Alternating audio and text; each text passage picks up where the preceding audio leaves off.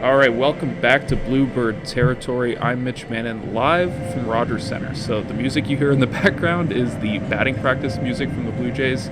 Forgive me, but we wanted to get this one to you because we haven't talked about the Jays in the last couple days. We are also presented by Miller Lite, by the way. And I think we should start, though, with the news from a couple days ago that we didn't get a chance to hit, which was the Blue Jays DFAing Eric Lauer. And I think on this podcast we talked a lot more about Eric Lauer this year than I maybe thought we were going to. He was kind of a story throughout the season with what he said and what he did on the mound, but he is no longer with the Blue Jays, and talking to him today sounds like he will probably be electing free agency and trying to pitch for a different organization. Kevin, what did you make of this move and what it says about where this team's at right now? Yeah, I mean, I think it's more than his pitching performance. I think they feel like maybe he has become a distraction to what's going on. And obviously, everything is magnified. Things aren't going well.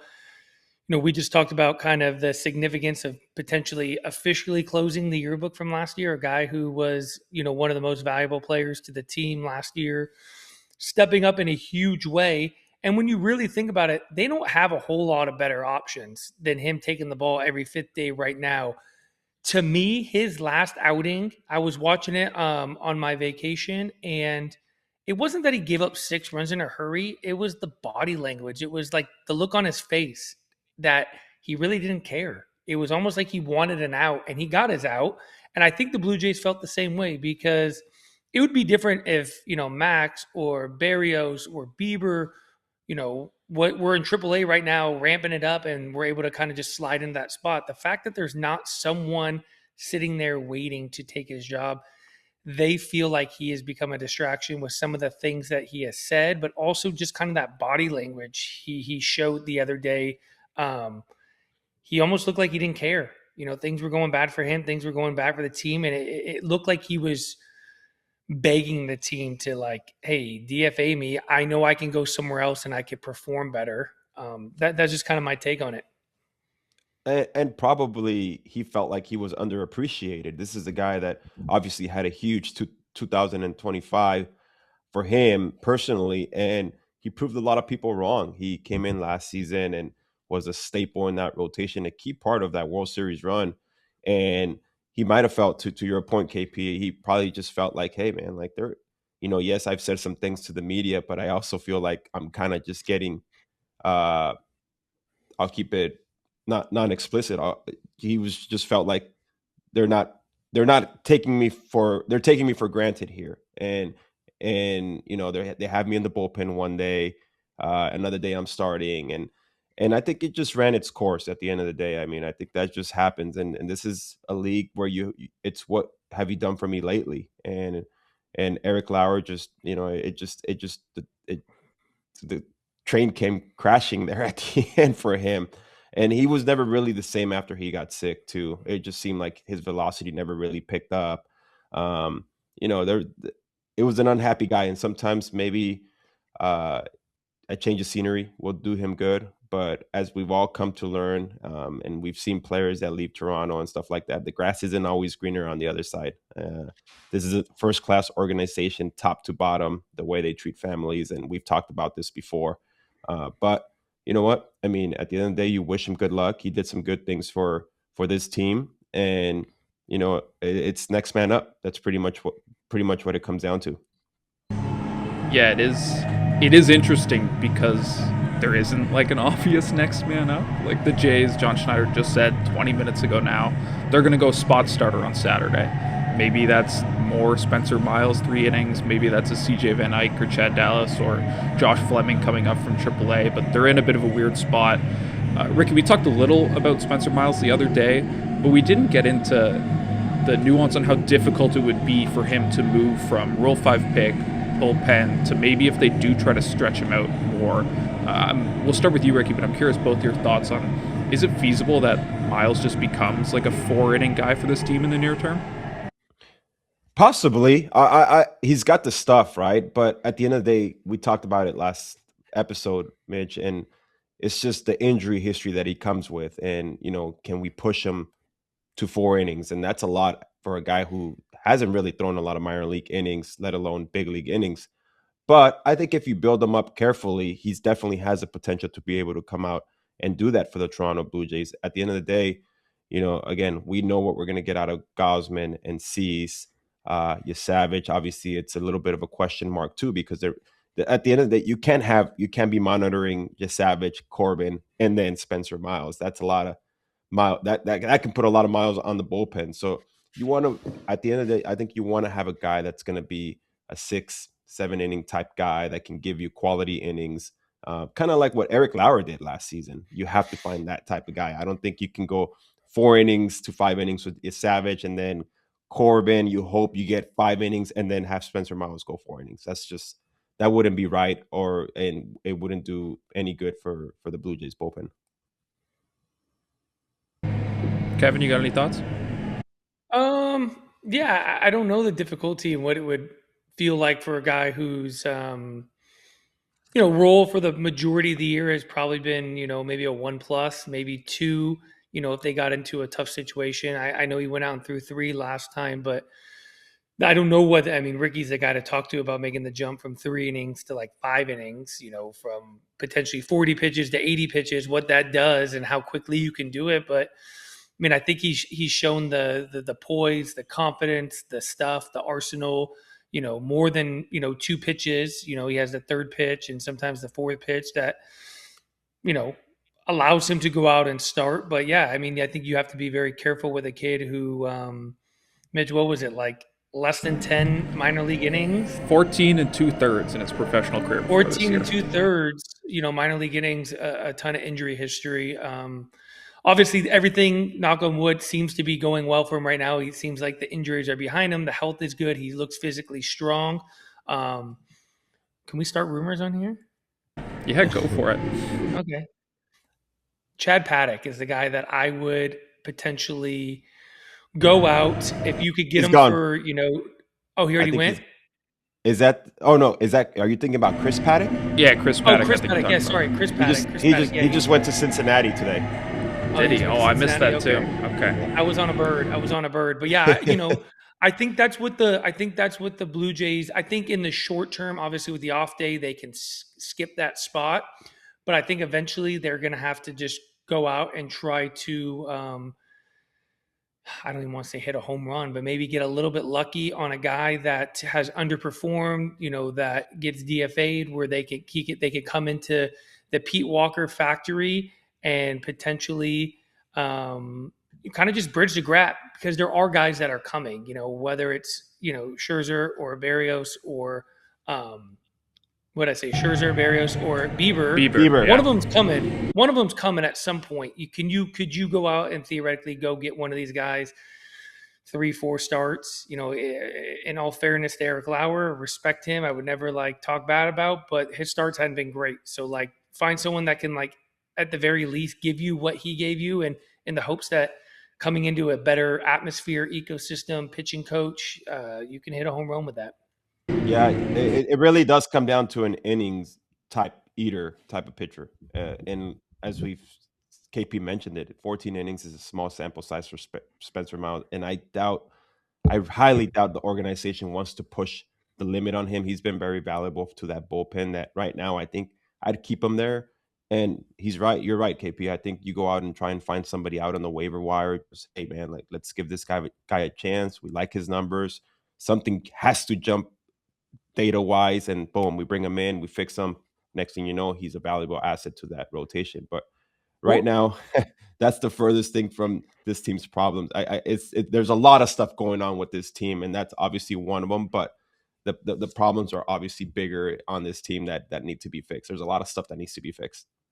The last thing I'll say on that too is maybe take a page out of the Braves playbook. You think about all the young starting pitching that they, drafted and moved through the system pretty quick and allowed them to kind of just go in, and rather than always going outside of the organization, externally trying to pick up guys on the waiver, they just kind of auditioned these young kids. They found a Spencer Schwallenbach kind of out of nowhere. Even this JT Ritchie kid who just came up looks the part, right? And eventually they're going to get healthy in their rotation, and some of these guys are going to have to, go back to AAA. But this is a perfect opportunity. Things are not going well. Yes, you're trying to win every single day on the 5th day, but things aren't going well. roll the dice a little bit. You draft and develop these guys for this reason. Go push a couple of these young kids. Let them go up, make a start. And if it's good, give them another one. If it's good, give them another one. If it's not so good, try the next one. You never know what you're going to find. The Braves have been very, very successful in pushing these young pitchers up and in finding out that they have these quality major league ready arms. I absolutely love that idea. And I spoke to you, Mitch, about the up and coming guys. Why keep hiding them in the minor leagues? If they're doing well, just, hey, let's go, man. We need you for 1-2 starts. Let's go. Show us what you got. I really do love the idea of looking at your farm system and saying, okay, who's earned it to this point? We need help right now. Who can come and give us 5-6 innings? You just never know. You never know what can happen. Next thing you know, you find a guy and you're like, oh man, this guy can pitch in the big leagues. Let's go. He's our number 5 in the rotation, whatever it is. And once the other guys get healthy, then you kind of make that decision from there. But there's a lot of guys, and I'm sure the Blue Jays, we've mentioned some of them on here who are in AA or AAA. Hey, man, let's go. It's time. Mitch, who would it be? Who would it be, Mitch? I'd say CJ Van Eyck is probably the most likely. I figured one of the reasons they're using a spot starter on Saturday is because none of the obvious guys are lined up for that game. Van Eyck won't be lined up, Grant Rogers won't be lined up, and who's the other guy? Chad Dallas probably won't be lined up either.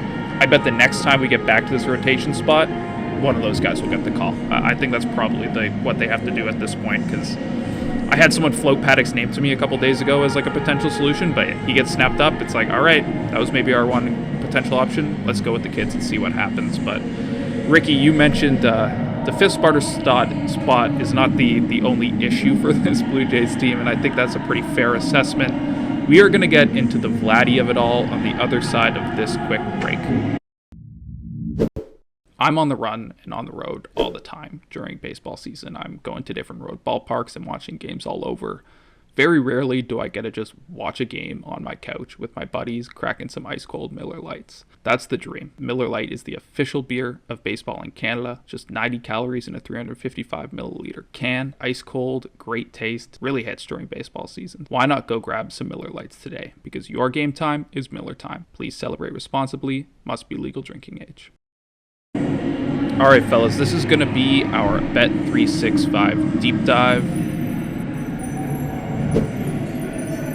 And we're going to talk about Vladdy, who is hitting .204 in his last 15 games. Can't remember the last time he had an extra base hit. And I think we can preface this conversation with Vladdy is an amazing hitter. He has still been a well above average big league hitter over the course of the season. We all know what he can do and what he has done very recently on the biggest stages for this team. He's just not doing it right now. Kevin, we'll start with you. What are you seeing from Vladdy these days?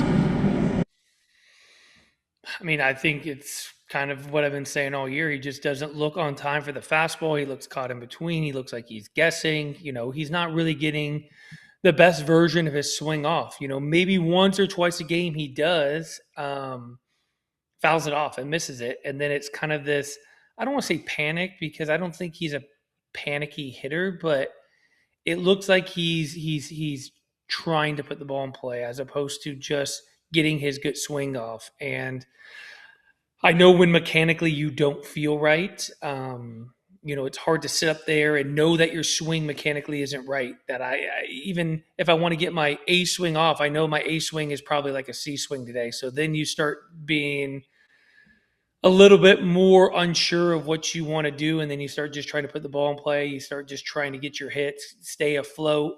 But yeah, I think he's just in between and late on the fastball. And at the big league level, if you can't hit the fastball, if you can't get on time for the fastball, you can't hit it. And if you can't hit the fastball, then you're kind of always in this phase of kind of guessing, because if you feel late to the fastball, you got to start a little earlier. Then you don't really know how to lay off the off-speed pitch, and then you might sit on off-speed and the fastball comes. That's what it kind of just looks like to me from a mechanical standpoint. The way his body's moving, he's taken a couple awkward swings where he's not grounded in his legs. He's kind of like coming up out of his legs. The back foot's dragging a little bit, and that's usually a sign of being late. Like I'm making my move, and the ball's a little closer to me, so I have to get my stride in the ground a little bit shorter than I'm used to, swing the bat a little bit quicker than I want to, and then you end up with an awkward swing. I know it because I lived it. Yeah, and I was gonna say, KP, you mentioned his approach right now, and you look at the first at bat against Shane McClanahan yesterday, and it just he looked uncomfortable just from the first swing to the second swing, and then the third swing. I'm not saying he gave up, but it was like, man, just get me out of this box right now as soon as I can. And you just feel that, and I think when Vladdy's going right, the box, the baseball, I've heard hitters, I mean, KP can speak on this. They say the ball looks like a beach ball. And right now, I think it looks probably like a little tiny wiffle ball or golf ball to him because those swings just were very uncompetitive and he just didn't look comfortable in that box. But at the end of the day, I think what fans need to understand, and I know there's a big emphasis around Vladdy and his power struggles and everything like that. It's a guy down the road from where I live named Shohei Ohtani who's struggling big time too. And it just happens to the best, man. It just, they're not robots. They're trying to figure it out. And I can guarantee you that that he is in that lab every single day trying to figure it out. He's watching tape. I'm not sure, Mitch, you probably would know if Edwin Encarnacion is in town, but I know when he's in town, that's his guy, and they're working together and they're working through things. So I hope if he isn't, I hope the Blue Jays are paging him right now to get down there and get Vladdy right because he needs it. I mean, I think he needs to get back on his good side because we've all known what playoff Vladdy did and all that stuff, but that's 2025. We're on 2026. And yes, we expect him to deliver. The thing that I hate is when people are like, oh, we're paying him $500 million. He needs to do this. He needs to do that. You know what, man?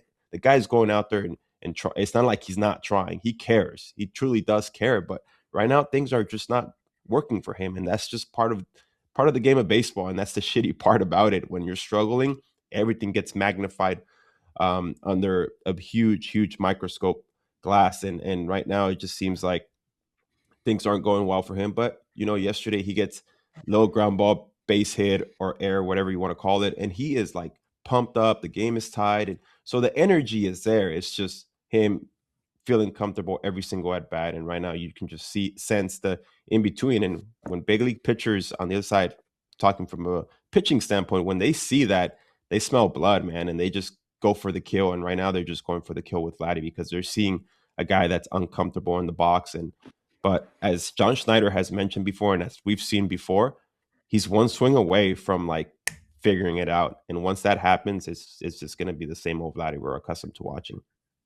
I think Vladdy naturally, I know his ground ball rate, so let me see if I can get my hand in here. I think Vladdy naturally has a little bit of a downward plane to his swing. He's old school like his dad. He likes to work like getting on top of the ball, and then the swing starts to flatten out a little bit. And when he's late, he's smothering balls back here, where I started to adopt a little bit more the new school philosophy hitting, where like my swing had more of like a loft plane on, and then my misses would be high, which also aren't very good too. But I think right now, since he has this steeper plane, I think that's why we're seeing so many ground balls that eventually his swing could work down like this. And as it starts to get into the zone, it starts to flatten out. And then eventually it starts to go on the upswing. And when he can start to get on time, we're going to start seeing those, low to medium high line drives to the gaps. And then he can kind of push that contact point up a little bit. And then those low, medium, height line drives turn into those high line drive, majestic home runs. So for me, kind of just getting back on the fastball machine and getting his timing. And really, more than anything, you got to be confident. And I think, Ricky, you touched on that first at bat very well and this isn't to take anything away from the guy who was on the mound because he's elite. Yeah. I think he's shown the world, damn, we missed you for the last 2 years. Welcome back. Like, this is a Cy Young candidate type of stuff on the mound. But you don't see at bats like that very often with him. He usually has a presence, like he's grounded in the box. And you fool him, you're probably not going to fool him again. Like, he's going to make the adjustment. But like, it was like, blow it by you, get you to chase, and then make you look stupid. And like, that's not him. And I think a lot of it comes from the lack of confidence he has potentially in himself, but also in his mechanics and stuff like that. Hey, KP, I was going to ask you this. When a hitter's going through a bad rut like that, is sometimes less is more Or do you, like, I know there's a variation. Guys like to watch video and spend more time in there. There's other guys that maybe back off. Like for you personally, what were some of the things that when you were slumping, you're like, all right, maybe I'm going to do something different? What would you suggest, or what is going through Vladdy's mind, you think? Yeah, I think there's a couple ways you can go about it. And obviously, I was a guy who really liked to work. Like I wanted to like spend a lot of time in the cage and try to figure out my swing. There's a lot of guys that want to like break down the video. Every swing they take in the cage, it needs to be recorded, and they're kind of breaking it down. Those are guys who typically have a really good feel for their mechanics and understand them. Me, it was more about like understanding the mechanics and then trying to get back to a point where I felt comfortable. But the more I hit, I felt like the ball would start telling me what I wanted to do, whether I was hitting in the cage, where I was outside, And then there are certain times when you're like, okay, I've tried everything mechanically, video wise, like, okay, let's just take a breather today. Like, let's take a break. Let's take a little bit of extra rest. I've been doing this my whole life. Let's get back to kind of the basics of very elementary hitting. Like, hey, let's walk up the play with confidence. Let's hunt this pitch and let's go have fun. I was a huge believer in like, work is really good, but if I kept doing the same thing over and over, I was getting the same results. I had to try something different, whether it was changing my stance or the bat or worse in the box, or sometimes it was even, hey, I'm not gonna hit BP today. Like I'm just gonna clear my mind. And sometimes a guy like Vladdy too, maybe he just goes out and hits early BP, and they say F mechanics. Let's just go launch some balls into the WestJet. And sometimes that with really quality hitters, you just get your direction going through the middle of the field. You kind of create this external goal of like, this is what I want the ball to do. I'm not going to tell you, hey, your bat needs to tip like this, or you need to be on time. It's like, I want you to hit that ball in the WestJet deck. And then you go, okay, then you start kind of like, you might pull the first one, you might be a little late, and you're like, okay, then you're starting to like figure it out on your own. Like, okay, I was a little early, I'm a little late. Let's try to get like perfectly on time. Oh, line drive in the middle. Hey, let's get a little more loft. Oh, home run there. And then that's also another way. And I think Vladdy is a guy who could probably do all three, but I feel like for me right now, the last one is what I would do. I would take him out on the field early and I'd be like, hey, let's hit some balls in that WestJet. I'm not going to tell you how to do it. You're good enough. You're going to figure it out. Let the ball tell you what it's doing. If you pull it, if you're late, you're going to make the adjustment. And then you could kind of like film it. And then once he like, you'll start to see the confidence build, like, oh man, homer, center, center, center. Okay, backside, pull side. And you're like filming it, and they how you feel. You're like, I think I found it. And then you can go back and show them, like, this is what it looks like. So It's I funny. think that would It's be funny you say that. It's funny you say that because I think last year during the playoffs, I think he did something like that, and somebody caught it on video, and it was like they were showing him working after a game, I believe, or maybe early before a game, and then the rest was history for October. So maybe we do need to see a little 3 p or what is it, 1 p.m. BP for Vladdy and him solo, and that sometimes that's what it is. Just have everyone out of there, just him and BP pitcher, nobody watching.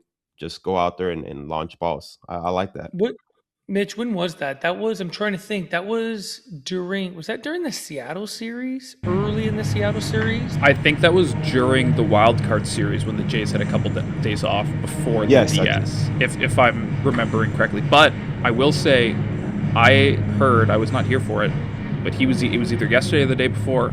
He was out at 2 p.m. taking early BP. So I obviously it didn't lead to results last night. He got a sacrifice fly and an error scored a run, but you might be onto something there, Kevin. I think the Jays might be trying exactly that. But I think that's the other thing people have to understand too. And I've always said this, like the beauty and the curse of baseball is that there's always tomorrow. But when you're going well, you're like, you can't wait for tomorrow. Think about like Ernie Clement in the World Series. He's like, dude, I want at-bats now, right? Like everything is clicking, his timing, his hand-eye, his confidence is sky high. But then you hit these lows like Vladdy's going through right now. And baseball is a sport where there's not like a whole lot of time to fix what is wrong. Like there's only so many swings you could take from 1 to 6 o'clock and then actually go out there and perform your best, right? So a lot of times you're putting Band-Aids on these really deep cuts that probably need surgery, but you're really just constantly trying to patch your day or your week together with Band-Aids. And sometimes you just got to get out there and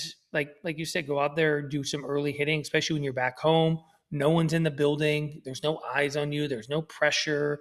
And then it's just like, hey, let's make this fun, right? Let's just go hit because we love doing it and it's fun. And that's the thing I miss. I'd like to go out and just hit BP one more time because that used to be fun, right? And it's different fun at 1 o'clock than it is at 4 o'clock when, all the people are there and they're watching you and, there may be these expectations, but when it's just like you and the machine or you and the pitching or whoever's throwing batting practice and your hitting coach or two of your hitting coaches, sometimes none of your teammates are out there. And it's just like the crack of the bat in this empty stadium. Like, I think that's what gets them going. By the way, Mitch, I've gotten a lot of requests to send some of my bats to Vladdy and the whole team. So maybe that's what it'll take. I think that if he goes another 5 games like this, you can send them to me, Ricky. I'll hand deliver them to him in New York, and we'll see if that can get him going. But that has been our Bet365 deep dive. That was pretty rigorous deep dive. I think we figured Vladdy out, fellas. But Bet365, download the app and see what early payouts all about. Must be 19 or older, Ontario only. Please play responsibly. If you or someone you know has concerns about gambling, visit ConnexOntario.ca. Terms and conditions apply. All right, fellas, I have one last question I want to ask you. But before that, we're going to take one final quick break. All right, we're baseball guys, but the Soccer World Cup is coming to North America over the next couple of weeks and months. Football, for all you football fans, don't get on me. If you want, you can get some tickets over at SeatGeek. Are either of you guys planning on going to the World Cup? Yeah, luckily for me, the World Cup's coming to Dallas, right down the street from where I live. I'm hoping for a second round matchup between England and Argentina. That's the game that I'm going to go to. The quarterfinal is happening in my backyard here in Los Angeles at SoFi Stadium, and I'm going to make sure I get my tickets on SeatGeek. That's a good call. I'm going to get some Croatia-Panama tickets in the next couple days. Going to use SeatGeek to get those. They have 70,000 live events. Every single event or ticket is rated on a scale of 1 to 10. It's pretty easy to use. And of course, I have a code for you all. Use code Territory10 for 10% off your next set of tickets at SeatGeek. That's 10% off any tickets with promo code Territory10. Make sure you click the link in the description to download the app and have the code automatically added to your account so you can use it later. All right, guys. So Daulton Varsho made an 80 grade catch yesterday, crashing into the wall. He went chin first. He is okay. He's going to be back in the Jays lineup. He's doing okay. But we did get a question the last couple days about Varsho's defense, and I'm curious what you guys have seen from him. I'm going to pull up.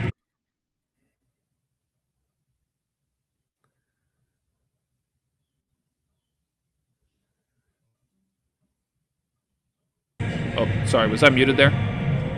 Yeah. Okay. So the question is specifically for Kevin, but we can have a greater discussion. It's about kind of Daulton Varsho's defense in general, what we've seen. Feel free to read the specifics. But Kevin, we'll start with you. What have you seen from Varsho's? Because just to put some context, the defensive metrics, which I think we can all agree can be flawed at times, especially more than other baseball metrics, aren't loving Daulton's defense this year. Well, I think the most important thing that people have to understand is he's not positioning himself. We have these cards that tell you, where and how to play on every count, who's pitching. They're very pitcher specific. So he's not the one to blame if he's playing too deep in center field. He's being told where to play. I went through that in my own career early on. It was more of like a collaborative discussion with the outfield coach, understanding who was pitching that day. As I was in the league longer and knew the guys and knew the tendencies, I allowed my eyeballs to kind of position myself. Later in my career, it was like, here's the roadmap. This is where you play. So much so that a lot of the teams I played on grade you.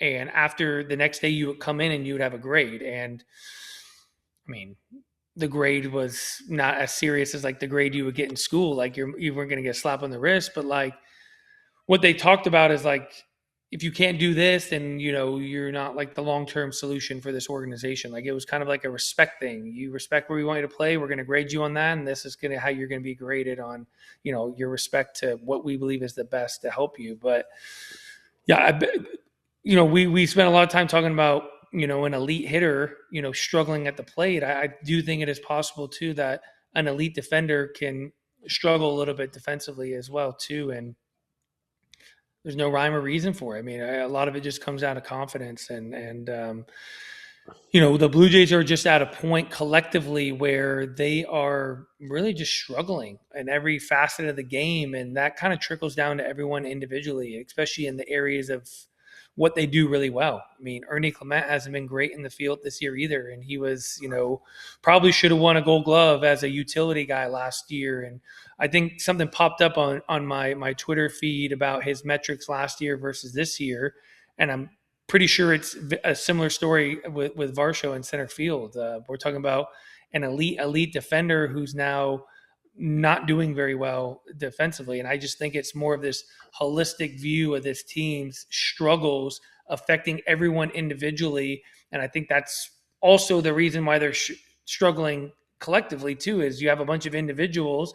And I guess we could sit here and say, is it the chicken or the egg? Who knows? Was it a bunch of individuals kind of struggling that caused this entire thing to not, perform well? Or is the overall performance of this team now caused a bunch of individuals not to perform well? I don't know. But to answer that question, he's not positioning himself. Outfielders, much like great hitters and infielders, can go through kind of their own individual struggles too. I think a lot of it comes down to confidence. Much like I said with Vladdy, you got to be confident in the box. You got to be confident in the outfield too. And you have a couple plays out there that only maybe and maybe the metrics know a little bit too, but there's a ball that you feel like your first step isn't your best and you don't get there, then you start doubting yourself a little bit, and there's kind of this snowball effect. And I think that's what we're seeing from him and this entire team. Yeah, and you also have to wonder the human effect, right? He's going into free agency this year. That could be something that's in the back of his mind. He's like, man, I got to perform. I want to do this. I want to be this. And it's not happening. It's not happening for this team right now in general. And baseball's cruel, man. Like you see yesterday, they're dead, 5-0.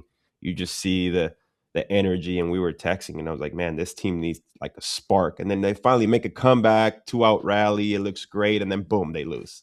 And it's just not going right for them right now. And that's just the way baseball is sometimes. You just gotta wake up and get ready to fight again today, which I'm sure they are. I don't think this team is folding by any means, but there's a lot of confused faces in that dugout. There's a lot of guys looking at each other like, what the heck? Like, what's going on? How do we go from what happened last season, and how do we recreate that magic? And it has to happen ASAP. Like, there's no more like we're early in the season or anything like that. Because again, I keep saying this, that team, Tampa Bay Rays and the New York Yankees are just keep on winning. And if they keep on winning and you keep on losing, then that hill is just going to be so much harder to climb. And they're going through it, man. They're going through it, but something has to be figured out in that clubhouse. I don't know, the veteran guys, something has to happen. And I'm sure it already has. I'm sure they've spoken. Who knows? I don't know. I'm not in that clubhouse, so I don't know what's going on in there, but you just hope that it gets figured out, because the road coming up is not an easy one. You got Detroit, and then you go down to New York, and that's going to be a tough series. So we'll see what happens with the Blue Jays. We will see what happens. I will not be with the team in Detroit, so maybe that's what'll get them going. A couple days away from Mitch will really spark the boys, but I'll be back in New York. We will talk about it all. Thanks, everyone, for listening. Thanks for putting up with the BP music in the background for me. Thanks, fellas, for hopping on, and we'll be back next time on Bluebird Territory. If you made it this far, you'll love this next video. Check it out right here. And make sure you've subscribed to Bluebird Territory for more Jays coverage like this multiple times a week.